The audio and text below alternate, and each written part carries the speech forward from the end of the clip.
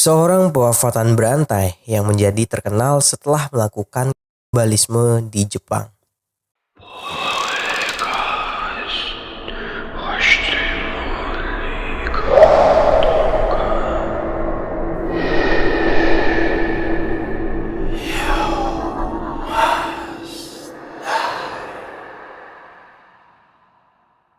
Oke, jadi gini ceritanya. Pria ini bernama Issei Sagawa. Pria asal Jepang yang lahir pada 26 April 1949. Ia terlahir dari keluarga yang terbilang kaya raya. Namun sayangnya ia lahir secara prematur.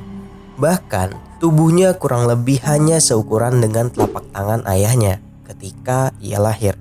Ia sempat mengalami beberapa permasalahan kesehatan yang serius, termasuk enteritis, yang merupakan penyakit peradangan yang terjadi di daerah usus. Namun, penyakit tersebut akhirnya bisa disembuhkan setelah dia diberi beberapa kali suntikan kalsium. Ia terlihat seperti orang normal pada umumnya dan berasal dari keluarga yang normal juga. Namun, siapa sangka ternyata dalam dirinya tersimpan jati diri seorang pewafatan dan pemakan manusia. Ya, dia ini adalah seorang pemakan manusia yang sangat populer di Jepang.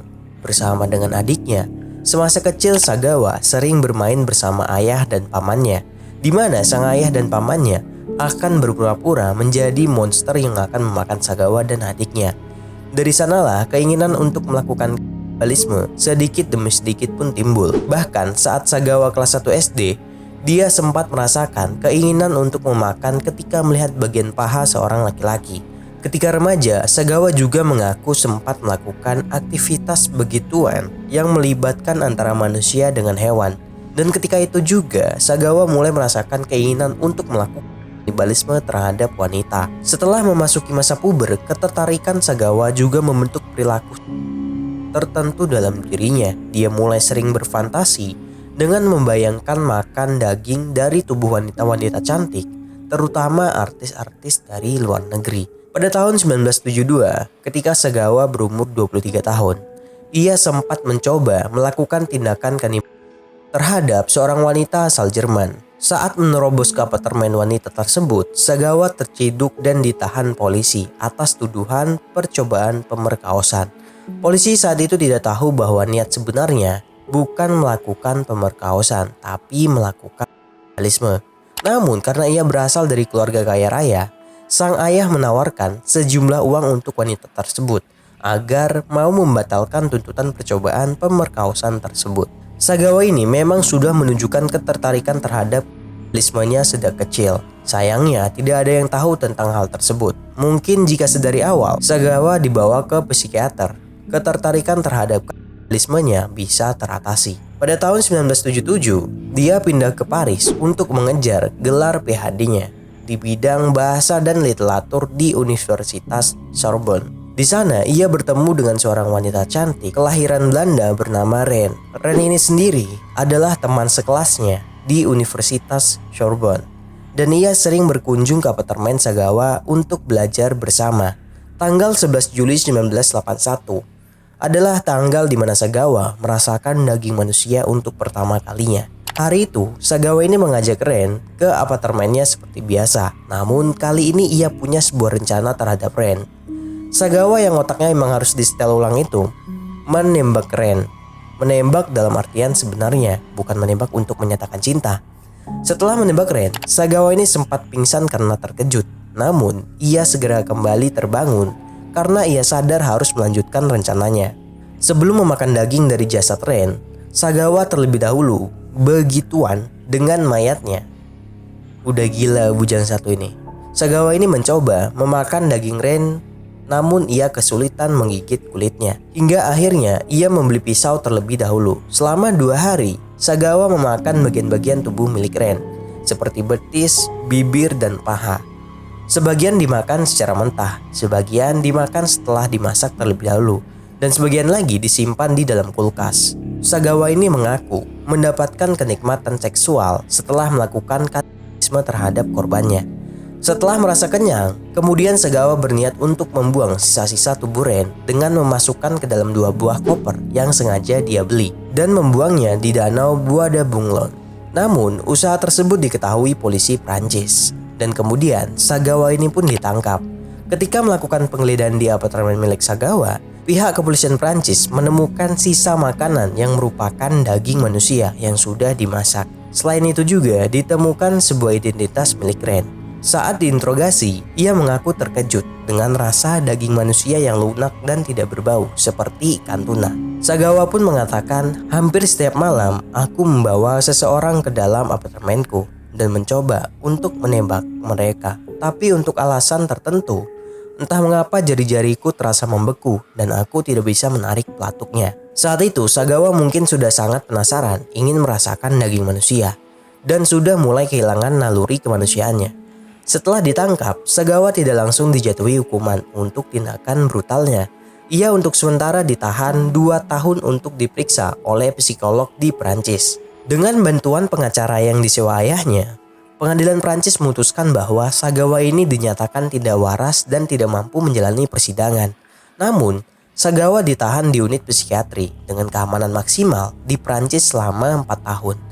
Setelah pemeriksaan psikologi menyatakan Sagawa waras, dan penyimpangan seksual yang dialaminya adalah merupakan alasan untuk melakukan pewafatan terhadap Ren.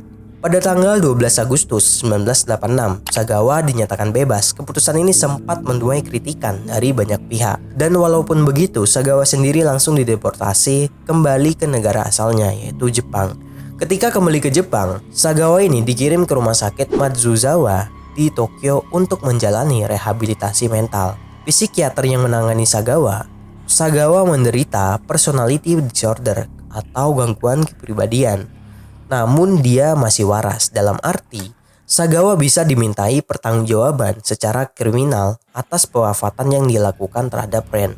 Namun pihak kepolisian Prancis enggan membantu pihak kepolisian Jepang untuk memproses secara hukum kasus pewafatan yang dilakukan Sagawa tersebut. Karena itulah setelah 15 bulan berada di rumah sakit Matsuzawa, Sagawa dinyatakan bebas dan dikembalikan kepada orang tuanya.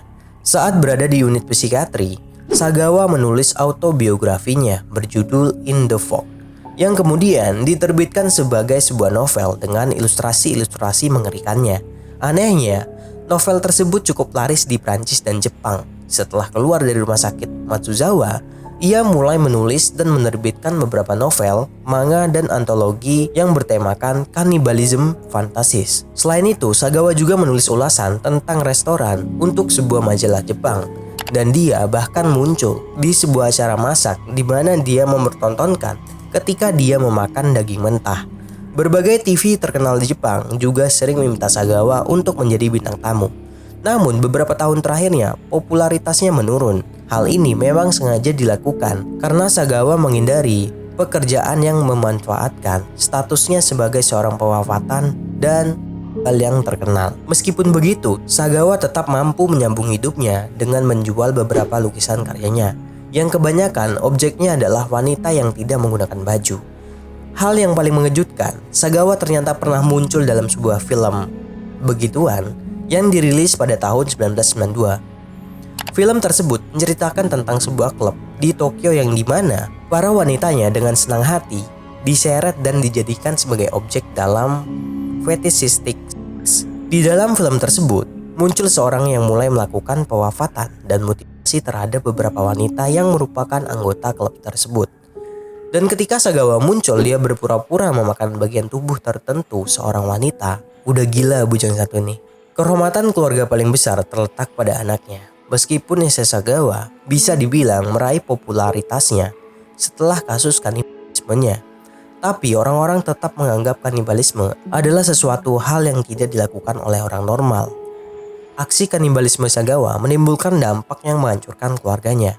Adik laki-lakinya menderita asma yang diakibatkan oleh stres. Ayahnya mengundurkan diri dari pekerjaannya dan ibunya bahkan sempat melakukan percobaan pewafatan diri.